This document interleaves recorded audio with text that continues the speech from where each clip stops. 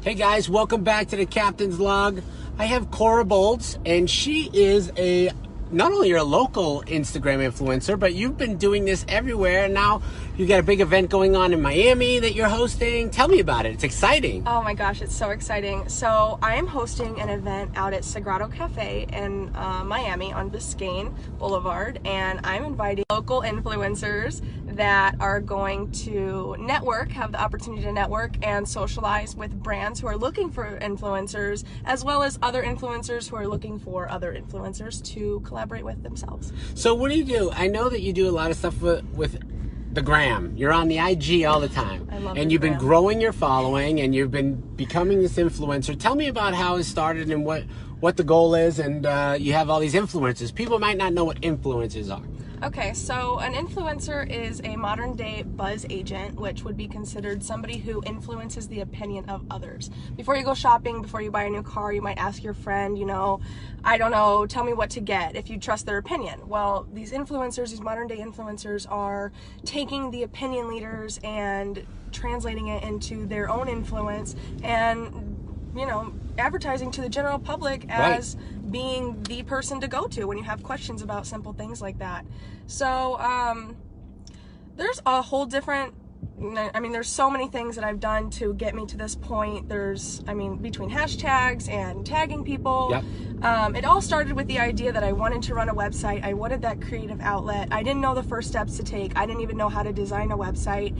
I downloaded Squarespace. I created a template. Did you do it? Did you make it? I did it. I made a website. I've done that a few times, yeah. It took a while to get the hang of it, but I had to email them quite a few times to ask for very simple, stupid questions, and they're kind of like, read the guide. But, of course, yeah. I finally got the hang of it. I've only been doing it now for about 5 months, so it is a work in progress, but it has been majorly successful. Yeah, in 5 months you've come a long way. I have. You broke 10,000. I broke 10,000 followers, which is huge. Week. Yeah. Because now you can do the swipe up. I can do Everybody the swipe up. needs that. Thank God. I'm still trying to get there on the gram. Right? The swipe up is the best feature because it directs people directly to my Correct. website. Yeah, because then you could force people to go right to links that you are getting paid to send people to do, right? That's the best part. But I know that, we talked at lunch for a minute, and you were saying that with the different brands that you're representing and that you're an influencer for, you don't just take every brand on. Right? No, of course not. You got to do something that you love because people have to know you're passionate about it. Oh my gosh, yeah. And I turn down at least 2 to 3 deals a week because it's just not the right fit for me. I'm not a swimsuit model. I'm not going to sell your swimsuit products. Yeah. I'm a wine lover. I love you should love things vodka that I and love. rum. I love vodka and rum. I know a guy, right? This guy, oh my gosh. So yeah, that's what I think the whole world's looking for these days, is someone to tell them that this product is legit or valuable or it works. High quality, yeah, something. The Amazon reviews, that for me is huge. Oh my gosh, Yelp is huge. Right? Oh, you use Yelp? No. Oh, I'm a big thumbs down on Not Yelp. anymore. No, I hate it. I think it's so fake. I'm deleting Yelp. The thing with Yelp is, honestly, is that it's a money game. All it is. Like, you can have a gazillion reviews out there that they don't pass through because you're not an advertiser. Right. So they'll pass through the negative reviews and a few positive reviews, and they'll pass through all the negative reviews and a few positive reviews, and then they'll contact you and say, hey, we noticed you're getting a lot of negative reviews, but if you go and you look in your queue, there's like 200 positive reviews. Yeah. And they claim that those people know you or they're affiliated with you. Right. It's a scam. Yelp can be. And now people, I think, have already figured that out. Yeah. Because I don't believe in it at all. I think it's a bunch of bull. Yeah. Because why would you not let every review go through? Right. Who are you to say that review is not valid? Right, of course. Right? I agree with that. Yeah, so that's why Yelp, I think, is getting, I think they've lost I think they lost their mojo lately because everyone realizes now, like, the businesses are like, well, wait a minute. We have all these reviews on all these other sites, and unless I pay to be a Yelp advertiser, my reviews aren't going to be posted? Of course. It's crazy. Of course. Like, no. Right.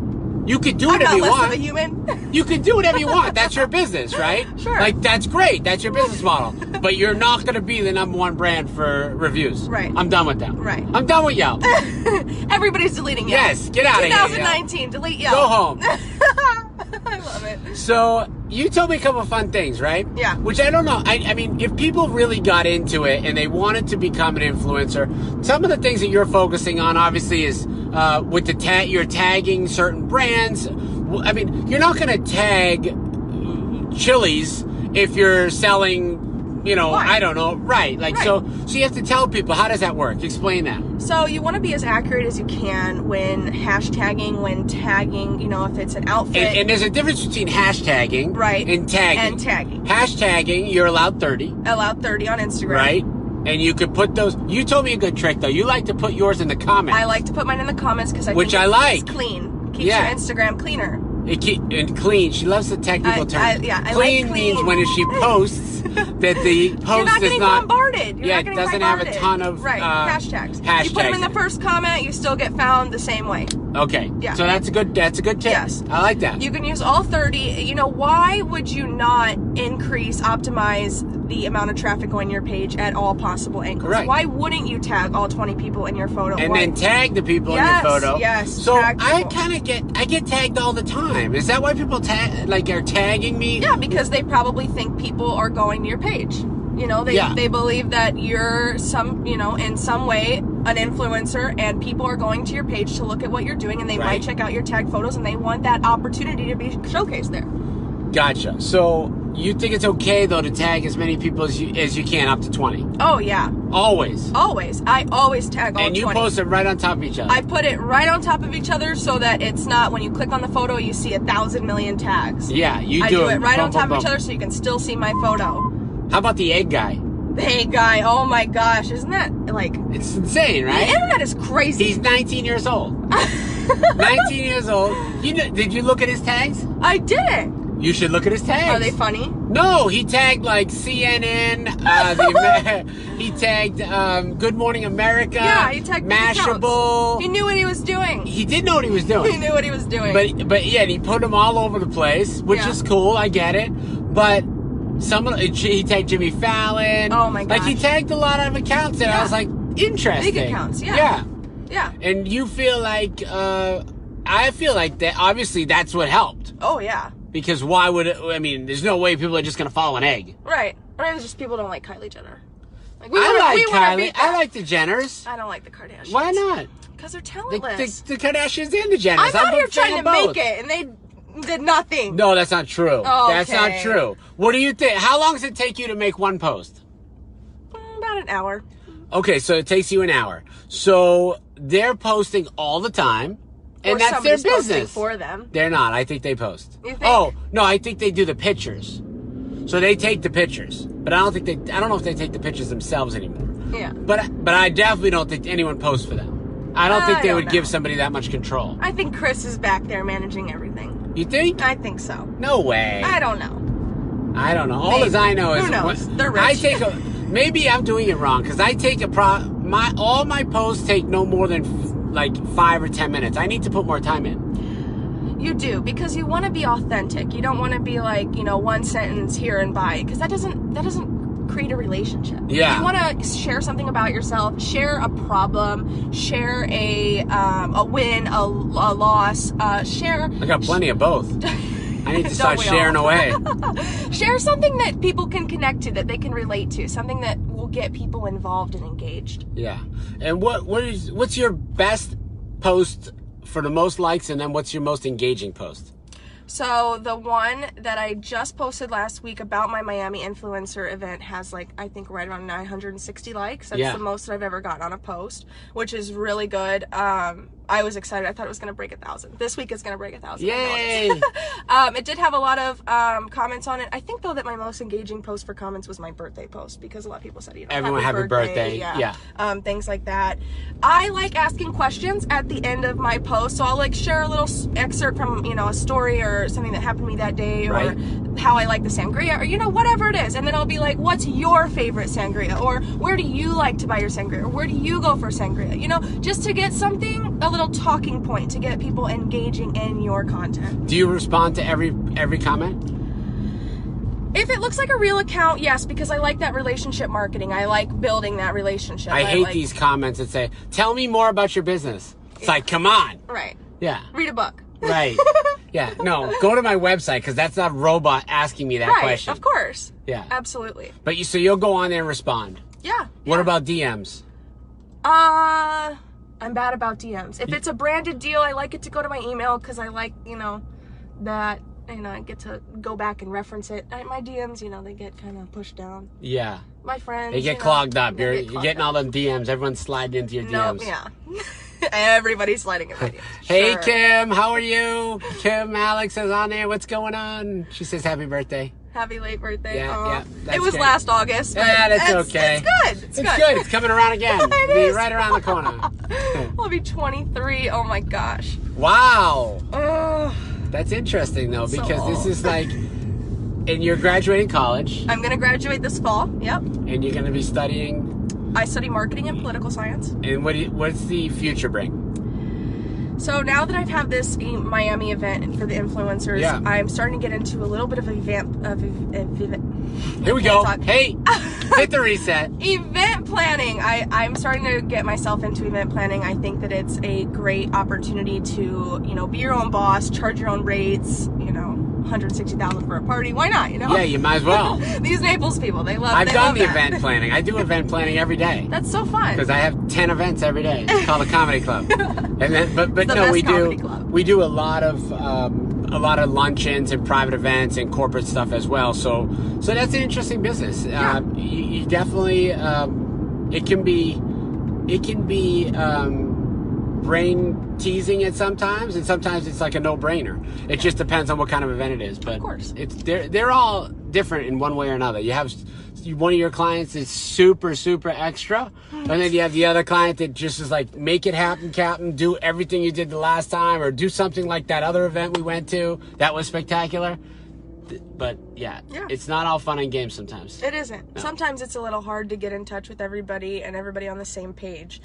But it is always worth it. So you're putting together all these influencers in Miami, and you're going to be going to, what's the name of the place? Sagrado Cafe. Okay, Sagrado Cafe. And what you're going to be doing is everyone's going to be on the gram talking about what? About, the other influencers that are there. We have travel influencers, fashion influencers, lifestyle influencers, food influencers, health influencers, and businesses attending. So we're going to get people with the fashion influencers, the lifestyle influencers with the lifestyle influencers, just so they can talk about what works for them, what gets them their content, what brands they're working with, how to reach out to brands. We have people with up to 333,000 followers that are coming to the event, and people that are at like 5,000 followers that are typically. And what's the cost to attend? So the cost is about $15 for your ticket and $20 when we eat, but it's endless mimosas and sangria and cheesy bread plus your brunch. Nice. So, I mean, it is, it's a cafe, it's a business. I still have to make money too, but it is going to be really exciting. I'm super excited for it. We have a photo wall coming in. We've reached out to local vendors to raffle off different items. And I'm going to give you some tickets. And some tickets to the comedy club are always a win. Yes, absolutely. I might even give you a bottle of vodka. Oh my gosh. Should I do that? I'm not giving it to the event. I'm taking that one home. No, you can't. At least you're over the age. The drinking age is legal. Right. That makes sense. And then tell me about what you do different on your story. Because there's two different things, right? Obviously, people are going to be posting on their timeline, and then they're going to be posting on their story. Right. Give us some good tricks on your story. So on your story, if you're mentioning a brand, you always want to, actually mention them. You want to tag them in there so that they have the opportunity to see that. And add it to their story. And add it to their story, which is great SEO optimization. I mean, you need that sort of thing. Of course. That's grown my account authentically a lot. Getting shout outs from places like... How many do you tag in your story? Just what's there. If it's you only tag in your story what you're actually talking about. Yes, of course. Because I don't want to be misleading. I don't want somebody to click on that link and they're like, well, this isn't, where the product's from, who is this person? Right. When I'm with friends, I'll always tag all 5 of my friends if they're in the video, just to increase their SEO as well. Those backlinks are really helpful. Yeah. But they only last for 24 hours. They only last for 24 hours. I put a lot of things in my highlights. I'm a big craft beer drinker, and I'm a big foodie, so I put all the good food and all the good porters and stouts in my highlights, just so if somebody missed it on the 24 hours, they can go back and see it. Right. So what do you think? You focus all your time and energy on Instagram, though. And you're saying you don't like Facebook. I don't really use Facebook. What about Twitter? I do have a Twitter, but it's my personal account, so it's just like some funny tweets I find funny. So not I'm much not a going big on fan there. of Twitter that much, so I can agree with you there. Yeah. And what about LinkedIn? I do have a LinkedIn, but it's only for professional, excursions, businesses that want to hire me actually for jobs like Gartner and things like that. Okay, but you don't feel like putting any posts on there at all?